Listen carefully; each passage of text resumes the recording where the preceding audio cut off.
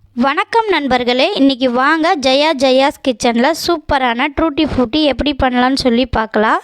இந்த ட்ரூட்டி ஃப்ரூட்டி பேக்கரிஸில் பார்த்திங்கன்னா ப்ரெட்டு, அதுக்கப்புறம் கேக்கு, தேங்காய் பன்னு இதுக்கெல்லாம் யூஸ் பண்ணுவாங்க. ரொம்ப டேஸ்ட்டாக இருக்கும். இப்போ அதே மாதிரி நம்மளும் வீட்டில் அதே சுவையில் ட்ரூட்டி ஃப்ரூட்டி பண்ண போகிறோம். இப்போ அதுக்கு தேவையான பொருள் பார்த்திங்கனாக்கா, பப்பாளி காய் எடுத்துக்கோங்க. நல்லா பச்சையாக இருக்கணும் காய். ரொம்ப பழுத்ததோ இல்லை முக்காப்பழம் அந்த மாதிரியெல்லாம் இருந்தாக்கா நமக்கு இது கரெக்டான பதத்தில் வராதுங்க. இந்த மாதிரி நம்ம இப்படி லைட்டாக கீர்னாவே பால் வடியணும். இந்த அளவுக்கு பப்பாளி காய் இருக்கணும்.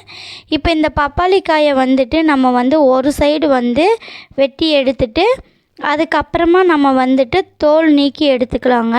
இந்த தோல் ஃபுல்லாக நீக்கி எடுக்க வரைக்குமே பார்த்திங்கன்னா அதில் இருக்கிற பாலெல்லாம் ஃபுல்லாக வடிஞ்சு வந்துக்கிட்டு தான் இருக்கும். கை பார்த்திங்கன்னா லைட்டாக பிசு பிசுன்னு சொல்லி தாங்க இருக்கும். இப்போ பாருங்கள், நான் ஃபுல்லாக நான் தோல் நீக்கி எடுத்துட்டேன். தோல் நீக்கி எடுத்துகிட்டு அதுக்கப்புறமா நமக்கு கையில் பிசு பிசுப்போ இல்லை பால் வடிகிறதோ அதெல்லாம் செய்யாதுங்க. இப்போ இந்த மாதிரி எடுத்ததுக்கப்புறமா ரெண்டாக வெட்டி எடுத்துக்கோங்க. வெட்டி எடுக்கிறதுக்கு கொஞ்சம் ரொம்ப கெட்டியாக இருக்குங்க. கொஞ்சம் பார்த்து வெட்டி எடுத்துக்கோங்க. எடுத்துகிட்டு இப்போ உள்ளே இருக்குது இல்லைங்களா, அந்த விதைகள் நமக்கு தேவை கிடையாது. ஒரு ஸ்பூன் வச்சு அந்த எல்லோ கலராக இருக்கிறதும் அந்த விதைகளும் ஃபுல்லாக எடுத்துகிட்டு ஒரு முறை கழுவி எடுத்துகிட்டு வந்துக்குங்க. இதுக்கப்புறமா நம்ம ஒரு சின்ன பீஸ் நான் வெட்டி காட்டுறேன். இந்த மாதிரி பீஸ் வெட்டி எடுத்துக்கோங்க. வெட்டி எடுத்துகிட்டு இதையும் ஒரு மூணாக வெட்டி அதுக்கப்புறம் சின்ன சின்னதாக நீங்கள் நறுக்கி வச்சுக்கோங்க. இப்போ நம்ம ட்ரூட்டி ஃப்ரூட்டி எந்த ஷேப்பில் இருக்குமோ அதே ஷேப்பில் குட்டி குட்டியாக நறுக்கி எடுத்தாச்சுங்க. அடுத்து தண்ணியோட அளவு சொல்கிறேன் பாருங்கள்.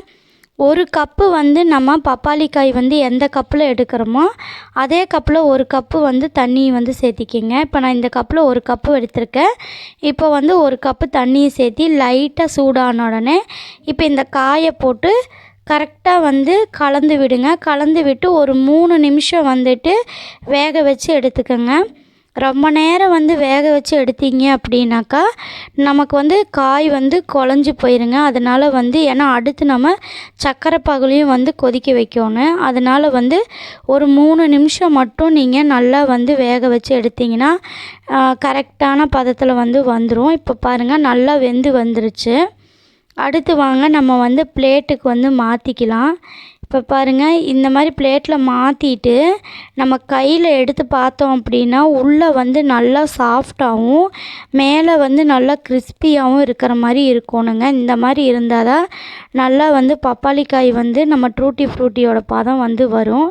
இதுக்கப்புறம் நம்ம சர்க்கரையை சேர்த்திக்கலாங்க.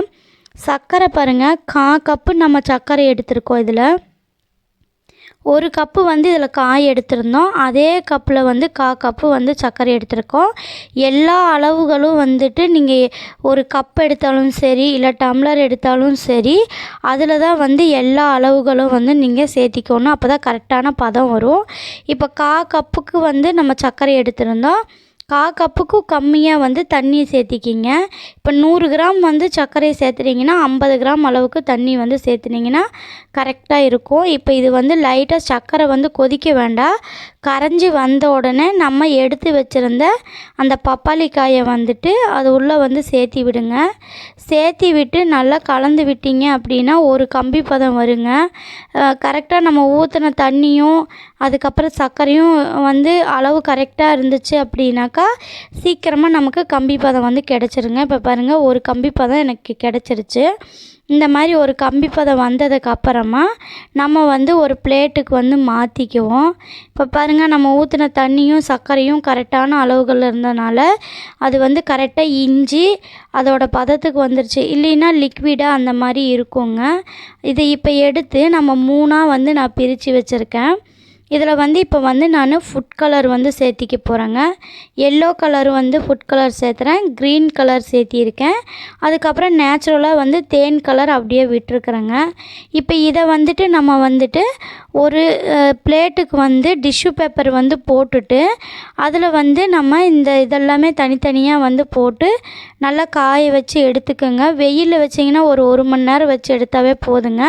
இதை வீட்டுக்குள்ளார வைக்கிறீங்க அப்படின்னாக்கா ஒரு 2-3 மணி நேரம் வந்து வச்சிட்டிங்க அப்படின்னாக்கா நீட்டாக அதெல்லாம் இஞ்சி கரெக்டாக உங்களுக்கு ட்ரூட்டி ஃப்ரூட்டி வந்து ரெடியாகி வந்துடுங்க. பாருங்கள் நம்மளோட ட்ரூட்டி ஃப்ரூட்டி எவ்வளோ சூப்பராக ரெடியாகி வந்துருச்சுன்னு சொல்லிட்டு இதே மாதிரி நீங்களும் வீட்டில் செஞ்சு பாருங்கள். இந்த சேனல் பிடிச்சிருந்தா சப்ஸ்கிரைப் பண்ணுங்கள்.